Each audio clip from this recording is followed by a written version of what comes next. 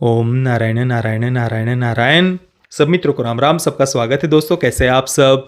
दोस्तों आज 8 जनवरी है और 2024 की इंटरनेशनल फिल्मों की बेस्ट और वर्स्ट मूवीज़ की लिस्ट बनाने में जो मुझसे विलंब हुआ है, देरी हुई है, उसके लिए मैं आप सभी मित्रों से क्षमा चाहता हूं।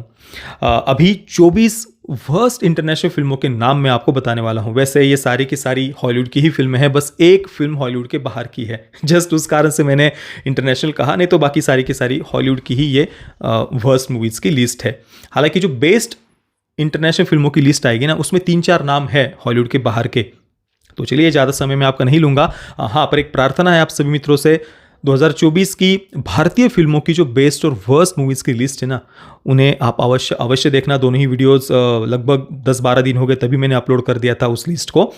बाकी ये जो हमारी आज की 24 वर्स्ट हॉलीवुड की या इंटरनेशनल फिल्मों की जो लिस्ट होने वाली है, इसे आप अंत तक पूरा अवश्य देखना और इसे लाइक और शेयर करना बिल्कुल भी मत भूलना। कम से कम 5000 लाइक्स आज के हमारे इस वीडियो पर आने ही चाहिए। तो सबसे पहले 4 ऐसी फिल्में बनाऊंगा जिनको वर्स्ट तो मैं नहीं कहूँगा, परंतु उन्होंने मुझे डिसअपॉइंट किया था, और उसके बाद मैं टॉप 20 वर्स्ट मूवीज़ बताऊंगा। तो 4 फिल्में हैं, speak no evil, Mufasa, bad boys 4 और फ्यूरियोसा। फ्यूरियोसा से मुझे थोड़े एक्सपेक्टेशंस थे, ज़्यादा तो नहीं थे, परंतु फिल्म ने बहुत ज़्यादा डिसअपॉइंट किया हर प्रकार से।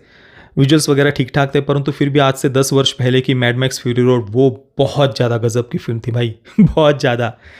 इसके बाद में बैड बॉयज़ 4 जस्ट पैसों को सामने रख करके बनाई गई फिल्म थी।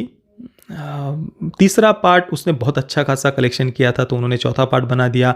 हालांकि चौथे पार्ट ने भी ठीक ठाक कलेक्शन किया है, तो शायद वो 5वां भी लेकर के आ जाएंगे। पहले 3 पार्ट्स बहुत बढ़िया थे। इसके बाद में मुफासा, विजुअल्स बहुत बढ़िया है, इसमें कोई संदेह नहीं है। मुफासा के बच्चों को अगर कुछ बस प्राणी दिखाने हैं तो दिखाने के लिए लेकर के जा सकते हैं, परंतु स्कार के कैरेक्टर को जो पॉजिटिव टच उन्होंने दिया है, और बाकी भी कहानी अगर आप देखेंगे तो कहीं पर भी वो इमोशंस नहीं है, एंगेजिंग स्टोरी नहीं है, जस्ट चल रही है बातें, विजुअल्स बढ़िया है, इस कारण से देख पाते हैं हम।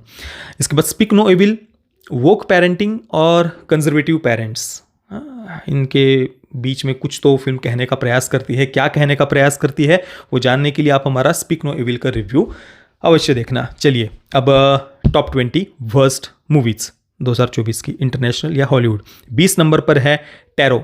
हॉरर फिल्म है, टेक्निकली ठीक ठाक, प्रोडक्शन वैल्यू वगैरह आप देखेंगे तो ठीक ठाक लगेगी फिल्म, परंतु कुछ भी ऐसा फिल्म में सरप्राइजिंग वगैरह तो था ही नहीं। डिसअपॉइंटिंग फिल्म थी, नयापन तो कुछ था ही नहीं। वही पुरानी बातों को इधर उधर से उन्होंने सब जोड़ जाड़ कर एक फिल्म बना दी थी। बाकी परफॉर्मेंसेस वगैरह भी कुछ भी ऐसे कुछ इंप्रेसिव नहीं, किसी भी प्रकार से फिल्म हमें प्रभावित नहीं करती है, बस डिसअपॉइंट ही करती है एक हॉरर फिल्म के रूप में। इसके बाद में 19 नंबर पर है सिडनी स्वीनी की एनीवन बट यू।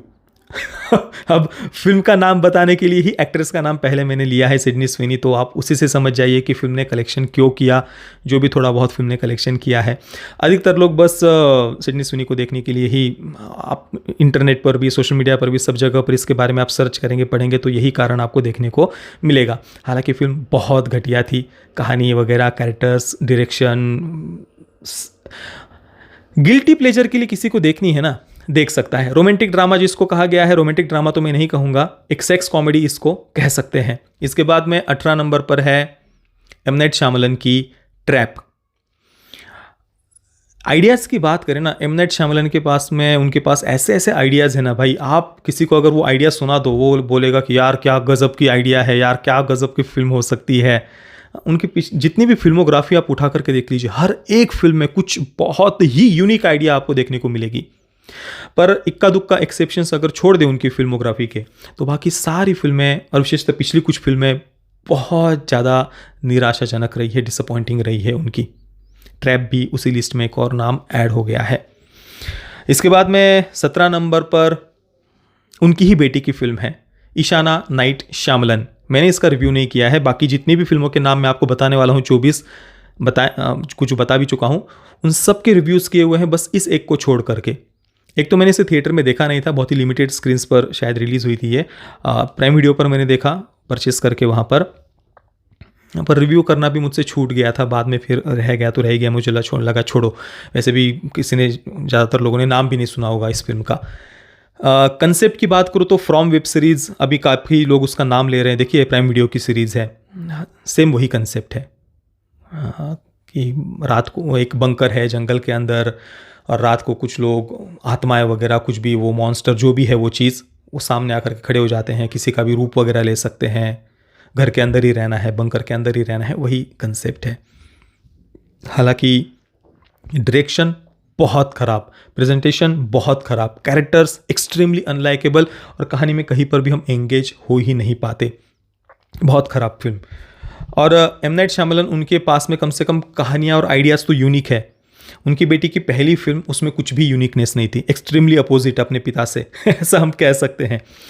इसके बाद में 16 नंबर पर है रैन रेनॉल्ड्स की इफ़। रैन रेनॉल्ड्स मुख्य भूमिका में है। डायरेक्टर है जॉन क्रासिंस्की, जिन्होंने अ क्वाइट प्लेस के सेकंड पार्ट को डायरेक्ट किया हुआ है। इतनी बढ़िया जोड़ी होते हुए भी ये फिल्म इतनी ज़्यादा खराब है, मतलब कुछ टॉर्चर नहीं करेगी आपको, पर आपका कुछ भी इंटरेस्ट ही नहीं बनेगा। जस्ट कुछ चल रहा है और आप देख रहे हैं और आपको बोर करेगी फिल्म, इस प्रकार की हाँ, बहुत ही डिसअपॉइंटिंग फिल्म रही है ये। इसके बाद 15 नंबर पर है हेली बेरी की never let go. Horror film की दृष्टि से इसको प्रमोट किया गया था। ट्रेलर वगैरह आप देखेंगे तो इंटरेस्टिंग लगेगा, हालांकि बहुत इंटरेस्टिंग लगेगा मैं तो कहूँगा, क्योंकि ऐसे कई सारे हाथों वाला क्रीचर पेड़ पर चढ़ रहा है, बहुत क्रीपी ऐसा कुछ एटमॉस्फेयर उन्होंने क्रिएट करके रखा है जंगल में। जंगल के बीचों बीच कोई ऐसी घर है जिसके साथ आपको रस्सी के साथ जुड़े रहना है, नहीं तो मॉन्स्टर्स खा जाएंगे। कंसेप्ट इंटरेस्टिंग है, हालांकि यूनिक तो नहीं कहूँगा। फ्रॉम का भी यही कंसेप्ट है, या और वॉचर्स का, मैंने एम नाइट श्यामलन की बेटी की फिल्म, उनमें भी यही कंसेप्ट है ना कुल मिलाकर, कि आपको घर के साथ जुड़े रहना है, नहीं तो बाहर के मॉन्स्टर्स आपको खा जाएंगे। तो नेवर लेट गो में भी वही है। यहाँ पर घर के साथ जुड़े रहने के लिए बस उन्होंने एक रस्सी दिखा दी है, मतलब घर के अंदर रहने की आवश्यकता नहीं है, रस्सी के साथ बंधे रहोगे तो भी चल जाएगा। अंततः कंसेप्ट तो वही है। पर नेवर लेट गो बहुत ज़्यादा खराब, बहुत ज़्यादा खराब। प्रेजेंटेशन, एग्जीक्यूशन, स्टोरी, कैरेक्टर्स, हर चीज़ बहुत डल लगती है। और ट्रेलर में जो कुछ भी थोड़ी बहुत आपको क्रीचर वगैरह तो कुछ दिखेगा ना, वो जितना ट्रेलर में है उतना ही फिल्म में है, बाकी पूरी फिल्म बहुत ज़्यादा डल और बोरिंग है। इसके बाद में 14 नंबर पर है द क्रॉ। द क्रॉ वेब सीरीज़ का फिल्म सीरीज़ का रिबूट इसे कहा गया है। मैंने ओरिजिनल सीरीज़ तो देखी नहीं है, और बस इसकी बात करूँ तो क्या था ये भाई, मतलब बड़ा ही विचित्र और वियर्ड ऐसा डायरेक्शन था वो। आपको वो फिल्म शुरू होते ही ऐसा लगेगा जैसे कुछ बहुत ही डिप्रेसिंग और विचित्र ऐसी कुछ बातें दिख रही हो। एक्सट्रीमली अनलाइकेबल ऐसे कैरेक्टर्स, उनका जीवन, उनका रहन सहन वगैरह जो कुछ भी है, आपको बिल्कुल हेट करेंगे। आप हर एक चीज़ से फिल्म की हेट करेंगे, विशेषतः जो टोन और जो लुक दिया है उन्होंने फिल्म को। इसके बाद 13 नंबर पर है जेनिफर लोपेज की एटलस। ये नेटफ्लिक्स पर रिलीज़ हुई थी डायरेक्टली, और एक साइंस फिक्शन, जो टिपिकल सी साइंस फिक्शन फिल्में होती है ना, बस ऐसी फिल्मों की खिचड़ी है ये। चलो खिचड़ी भी हो, यूनिकनेस नहीं भी हो, तो भी इंटरेस्टिंग कैरेक्टर्स और कहानी हो तो हम एंगेज रहते हैं कहानी के साथ में, देख पाते हैं। परंतु यहाँ पर ये फिल्म हर प्रकार से हमें परेशान करती है, इरिटेट करती है, इच्छा ही नहीं होती आगे देखने की, शुरुआत में ही छोड़ देने का मन करता है। इसके बाद में 12 नंबर पर है बॉर्डरलैंड्स। इसका ट्रेलर जब मैंने देखा था ना, मुझे लगा यार कुछ बहुत इंटरेस्टिंग वगैरह होगा, कुछ क्रीचर्स वगैरह दिख रहे हैं, साइंस फिक्शन फिल्म है, दूसरे किसी प्लेनेट पर स्थित है, वहाँ पर बहुत सारे क्रीचर्स वगैरह देखने को मिलेंगे, कॉमेडी दिख रही है। भाई फिल्म इतनी घटिया थी कि कोई सीमा ही नहीं भाई उस घटिया बहुत ज़्यादा घटिया फिल्म थी। और जो क्रीचर वगैरह ट्रेलर में है ना, वो फिल्म में भी उतने ही समय के लिए, बाकी कुछ भी नहीं था भाई फिल्म में। बहुत विचित्र और वाहियात फिल्म थी। इसके बाद 11 नंबर पर है अफ्रेड। वही जो AI के ऊपर, आर्टिफिशियल इंटेलिजेंस के ऊपर जो फिल्में हाल ही में आई हुई है ना, सेम वही कंसेप्ट। घर में कुछ AI डिवाइस वो फिट करते हैं अपने जीवन को आसान बनाने के लिए, और बाद में जाकर के वो उस घर को और घर के लोगों को ही कंट्रोल करने लग जाता है। सेम वही, कितनी बार देख चुके हैं ये सब। हालांकि इसकी शुरुआत इंटरेस्टिंग होती है, भले ही यूनिक ना हो कुछ, परंतु शुरुआत थोड़ा इंटरेस्टिंग आपको लगेगी। पर आगे जाकर के सेकंड हाफ के बाद में विशेषतः किसी B-C ग्रेड फिल्म की तरह ये लगती है, और बहुत सारी इलॉजिकल बातें वो आगे जाकर के दिखा रहे हैं, और वो भी बहुत ही घटिया तरीके से। इसके बाद में 10 नंबर पर है सोनी का स्पाइडरमैन यूनिवर्स मैडम वेब या मदाम वेब जो भी है। ये फिल्म क्यों थी, राइट्स बचाने के लिए सोनी ने बनाई है ऐसा कहा जाता है, पर भाई बनाने भी हो तो कुछ ढंग की बना लेते, पता नहीं क्या था ये। हालांकि इसी यूनिवर्स की एक और फिल्म क्रेवेन द हंटर, वो अमेरिका में दिसंबर में रिलीज़ हुई थी। भारत में पुष्पा के कारण वो तब रिलीज़ नहीं हो पाई। इस वर्ष रिलीज़ हुई है 25 में, 1 तारीख को, तो उसका नाम अगले वर्ष की वर्स्ट लिस्ट में आएगा। इसके बाद में 9 नंबर पर है जिंडाया की चैलेंजर्स।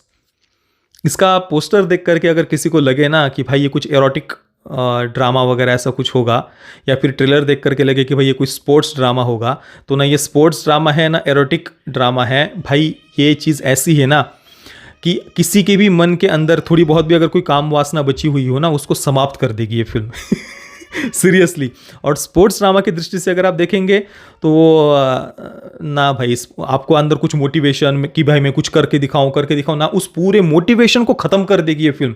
मतलब एरोटिक ड्रामा की दृष्टि से काम वासना को समाप्त करेगी और स्पोर्ट्स ड्रामा की दृष्टि से आपके मोटिवेशन को ख़त्म कर देगी ये फिल्म। ऐसा अनोखा कॉम्बिनेशन है चैलेंजर्स।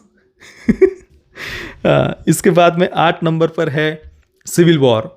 एक रिपब्लिकन पार्टी का राष्ट्रवादी प्रेसिडेंट अमेरिका में 2 बार प्रेसिडेंट बन चुका है और अभी तीसरी बार बनने के लिए जा रहा है। उसने कुछ संविधान वगैरह में चेंज करके वहाँ पर तीसरी बार वो बनने के लिए जा रहा है। तो अभी अमेरिका के लेफ्टिस्ट सड़कों पर उतर गए और उन्होंने पूरी अमेरिका को जला दिया है। बोलने के लिए नहीं, और सच में जला दिया है। और सच में उन्होंने दिखाया कि पूरी अमेरिका कैसे पूरी जल गई है। हर तरफ अनार्की, अराजकता, टैंक्स, राइफल्स, गन्स, सब तरफ लोग बस सड़कों पर उतरे हुए हैं। आगजनी मची हुई है, विद्रोह किया हुआ है लोगों ने, अनार्की अराजकता का पूरा माहौल बना हुआ है। और फिर एंडिंग में जाकर के लेफ्टिस्ट उस प्रेसिडेंट को मार देते हैं। वाह, रिवोल्यूशनरी, क्रांतिकारी। और इसके डायरेक्टर का इंटरव्यू मैंने दिखाया है सिविल वॉर के रिव्यू में हमारे। उसने इन सब बातों को कैसे जस्टिफाई किया है आप देखना। इसके बाद 7 नंबर पर है द एग्जॉर्सिज्म। ये झाड़ फूक से हॉलीवुड वालों का तो कुछ जो ऑब्सेशन है वो ख़त्म ही नहीं होता। और आजकल तो इतनी घटिया फिल्में बनाने लगे हैं झाड़ फूक के नाम पर कि उनकी कोई सीमा ही नहीं है। पहले की कुछ फिल्में तो थोड़ा बहुत इंटरेस्टिंग भी होती थी, आजकल तो बहुत घटिया चीज़ें बनाने लग गए हैं। और ऊपर से हर एक चीज़ के साथ में शब्द जोड़ देना कि ट्रू स्टोरी पर आधारित। मतलब इस हद तक के पागलपन है रिलीजन के पीछे कि भाई वो झाड़ फूक को भी ट्रू स्टोरी बता करके ये प्रेजेंट करते हैं। चलिए आगे हैं 6 नंबर पर है अ क्वाइट प्लेस डे 1। अ क्वाइट प्लेस के पहले दोनों ही पार्ट्स कितने बढ़िया थे। तीसरे पार्ट को ज़बरदस्ती जो कुछ उन्होंने थोड़ा बहुत वोक बनाने का प्रयास किया है ना, पेट पेरेंटिंग वगैरह और जो कुछ भी फालतूगिरी दिखाई है, और जॉन क्रासिंस्की ने पहले दोनों पार्ट्स को डायरेक्ट किया था, बहुत बढ़िया थे। तीसरे पार्ट में वो केवल प्रोड्यूसर है। बहुत ख़राब फिल्म है, बहुत हर प्रकार से ख़राब फिल्म, बहुत ही ज़्यादा टॉर्चर करती है, लिटरली टॉर्चर करती है। इसके बाद में 5 नंबर पर है जैक स्नाइडर की रेबेल मून पार्ट 1 और पार्ट 2। 2 पार्ट में उन्होंने रिलीज़ किया है तो अंततः एक ही फिल्म। एक लाइन में अगर कहूँ तो लगान को बस थोड़ा सा बड़े बजट के साथ में उन्होंने बनाया है और थोड़ा अलग अलग प्लैनेट्स वगैरह ये सब बातें उन्होंने दिखा दी। लगान की ही कहानी है। एक कॉलोनाइज़र है, वो लगान लेने के लिए आता है, फिर वहाँ के लोग समय मांगते हैं, वो समय देता है, इतने समय में अनाज चाहिए, मुझे लगान चाहिए।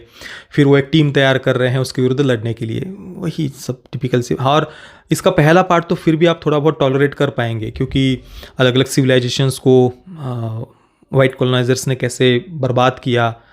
तो जो प्राचीन सभ्यताओं की पुजारन जिनको कहा गया है फिल्म में, उनको नग्न करके कैसे उन पर अन्याय अत्याचार किए गए थे कॉलोनाइजर्स के द्वारा। जो एंशिएंट कल्चर्स थे उनको मंदिरों को कैसे तोड़ा था, ये सारी बातें वो शुरुआत में दिखा रहे हैं। अनकट वर्जन की, मैं एक्सटेंडेड वर्जन की मैं बात कर रहा हूँ। उसका कट किया वर्जन तो बहुत घिनौना है, बहुत घटिया है। देखना भी हो पहला पार्ट तो उसका जो एक्सटेंडेड वर्जन है वही देखना, उसमें शुरुआत में ये सब बातें दिखा रहे हैं। तो पहला पार्ट फिर भी चलो ठीक ठाक है। सेकंड पार्ट तो इतना घटिया है, इसका इतना घटिया है वो आप नहीं झेल पाओगे। मैंने कितना मुश्किल से उसको कंप्लीट किया है ना, मैं जानता हूँ, बहुत घिनौना। अब 4 फिल्मों के नाम बताने रह गए हैं। मैं नाम बताऊं उससे पहले आप कमेंट सेक्शन में बताइए कि 4 नाम कौन से हो सकते हैं। देखते हैं कितने नाम आपके सही आते हैं। मेरे बताने से पहले आप कमेंट सेक्शन में वीडियो पॉज करके अवश्य लिखना। चलिए 4 नंबर पर है जोकर का सेकंड पार्ट। भाई क्या घटिया चीज़ थी, बहुत ज़्यादा। मतलब जैसे इंटेंशनली फिल्म को ख़राब किया हो, लिटरली यही लग रहा था मुझे तो जोकर का सेकंड पार्ट देखते हुए। फर्स्ट पार्ट चलो वो जो भी कहने का प्रयास कर रहा हो, अनार्की अराजकता को ग्लोरीफाई कर रहा हो, वो सब छोड़ दीजिए, पर एटलीस्ट वो इंटरेस्टिंग था, थोड़ा बहुत ही सही। पर सेकंड पार्ट बहुत ख़राब। इसके बाद में 3 नंबर पर है ताइका वाइटिटी के द्वारा डायरेक्ट की गई नेक्स्ट गोल विंस। एक इंडिजिनियस ट्राइब का आइलैंड, वहाँ पर एक वाइट सेवियर कोई डच अमेरिकन कोई ऐसा कोच वहाँ पर जाता है, और वहाँ जाने के बाद में उस इंडिजिनियस ट्राइब को पूरा उन्होंने मूर्खों की तरह ही दिखाया है, जैसे कि वेस्टर्न लोग दिखाते हैं। उनका एक क्या कहे, फैंटेसी कह लीजिए उनकी प्राचीन सभ्यता के लोग, इंडिजिनियस ट्राइब के लोग, उनको अनसिविलाइज दिखाना, मूर्खों की तरह दिखाना, उनमें कोई मैनर्स नहीं होते इस प्रकार के। तो वही उस प्रकार से उस आइलैंड को दिखाया है इंडिजिनियस ट्राइब के। उनको कुछ फुटबॉल वगैरह, कुछ खेलना वगैरह कुछ आता पता था ही नहीं। फिर ये कुछ डच अमेरिकन जो भी वहाँ पर जाता है कोच बन के, फिर वो उनको सिखा रहा है।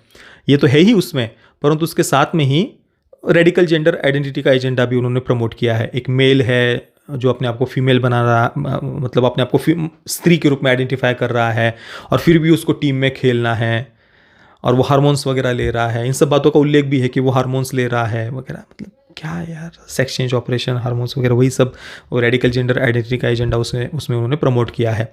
और वो जो खिलाड़ी है उसको मतलब रियल लाइफ स्टोरी बताई गई है, और दुनिया का सबसे पहला खिलाड़ी जो सेक्स चेंज ऑपरेशन, ट्रांसजेंडर खिलाड़ी उसको कहा जाता है। तो इन सब बातों को ऑब्वियसली वेस्ट में प्रमोट किया जा रहा है जितना हो सके उतना, और उसी उद्देश्य से ऐसी फिल्में बनाई भी जाती है, क्योंकि और तो कोई उद्देश्य मुझे लगता नहीं इस फिल्म को बनाने के पीछे।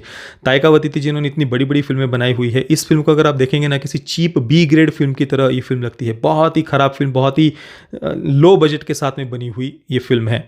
जस्ट रेडिकल जेंडर आइडेंटिटी का एजेंडा उन्होंने प्रमोट किया है बस। और बाकी मतलब आप सोचिए, वो एलजीबीटी के एजेंडा को प्रमोट करे तो ऑब्वियसली लिबरल माइंडसेट ही है। और ताइका वाइटिटी की पिछली फिल्म भी अगर आप देखेंगे, जोजो रैबिट वगैरह, पता चलता है कि लिबरल माइंडसेट की ही वो है। फिर भी आप देख लीजिए, अपने आप को वाइट सेवियर दिखाना वो छोड़ते नहीं है। वेस्टर्न चाहे कंजर्वेटिव्स हो या लिबरल्स हो, ये वाइट सेवियर कॉम्प्लेक्स जो है ना, उससे वो नहीं निकले हैं बाहर। अभी भी अपने आप को वो थोड़ा, हम कुछ विशेष है यही समझते हैं। चलिए, 2 नंबर पर है it ends with us. America की थप्पड़ इसको हम कह सकते हैं। वही आजकल वोक फेमिनिस्टों का जो कुछ एजेंडा चलते हैं, उनको परिवार तोड़ने हैं, वैवाहिक संस्था को बर्बाद करना है। आप हमारा इट एंड्स विथ अस का रिव्यू बिल्कुल भी मिस मत करना, किसी भी कीमत पर मिस मत करना, अवश्य उसे आप देखना। इसके बाद में 1 नंबर पर 2024 की सबसे घिनौनी घटिया फिल्म जिसे हम कह सकते हैं। अभी तक की जितने भी मैंने फिल्मों के नाम बताए हैं वो सारी हॉलीवुड की ही फिल्में हैं, और जैसे कि मैंने शुरुआत में बताया था केवल एक हॉलीवुड के बाहर की है। तो बहुत सारे मित्रों ने गेस कर लिया होगा कि ये कौन सी फिल्म है। फिल्म का नाम है anatomy of a fall. French legal drama है ये, और जस्ट मतलब आप फिल्म मेकिंग देखेंगे ना, बहुत घटिया। मतलब ठीक है, technically well made, cinematography, acting वगैरह वो ठीक ठाक सब आपको लगे, ऐसी बात नहीं है। परंतु आप कैरेक्टर्स देखिए, जिस प्रकार से उनको लिखा गया है, जो आर्ग्यूमेंट्स दिए गए हैं, जिस प्रकार से वो सिचुएशंस को उन्होंने डेवलप, बहुत ही बचकानी फिल्म हम इसको कह सकते हैं हर प्रकार से। परंतु बस एक पत्नी के द्वारा पति की गई हत्या को उन्होंने जस्टिफाई किया है, जो कि आजकल लिबरल्स और वोक्स का सबसे मुख्य एजेंडाज में से उनके एक है। तो ये उसी पर आधारित है, एनाटॉमी ऑफ अ फॉल। इसका हमारा रिव्यू आप अवश्य देखना। बहुत सारी बातों पर हमने चर्चा की हुई है। आप लिटरली हंसेंगे कि क्या कैसी कैसी बातें आजकल ये फिल्मों में दिखा रहे हैं। तो ये थी 2024 की 20 सबसे घटिया फिल्में।